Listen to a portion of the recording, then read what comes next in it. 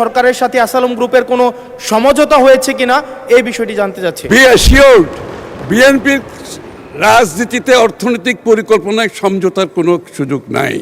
ইসলামী bank Bangladesh limited total 92,115 কোটি টাকা ঋণের ধারক এবং এই 92,115 কোটি টাকার মধ্যে আসালম গ্রুপ একাই 80,000 কোটি টাকা হচ্ছে ঋণ খেলাপি। জনতা ব্যাংক থেকে বেক্সিমকো গ্রুপ একাই হচ্ছে 25,000 কোটি টাকা হচ্ছে ঋণ খেলাপি।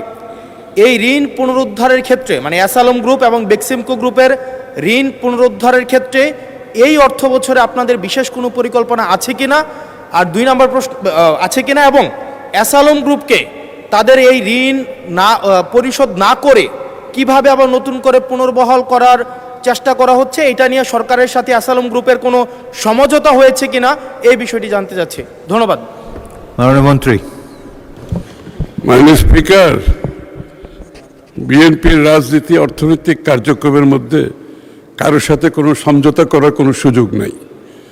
এবং বিগত দিনে আমি আপনাদের একটু পরিষ্কারভাবে বলতে চাই, বিএনপি যতবারই সরকারে এসেছে ফাইন্যান্সিয়াল ডিসিপ্লিন নিয়ে কোনো প্রশ্ন আসে নাই। Macro strategy, macro economic stability নিয়ে কোনো প্রশ্ন উঠে নাই। শেয়ার বাজার লুটপাট নিয়ে কোনো প্রশ্ন উঠে নাই। সো বি অ্যাসিওরড, বিএনপির রাজনীতিতে অর্থনৈতিক পরিকল্পনায় সমঝোতার কোনো সুযোগ নাই। এবং যারাই ব্যাংক থেকে টাকা নিয়েছে, পালিয়ে গিয়েছে, সকলের বিরুদ্ধে মামলা হয়েছে, মামলা পার্সু করা হচ্ছে।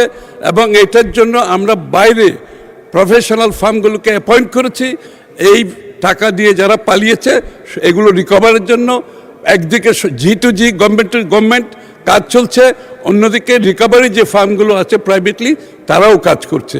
ইনশাআল্লাহ আগামী দিনে আমরা এই টাকা রিকভার করতে পারবো।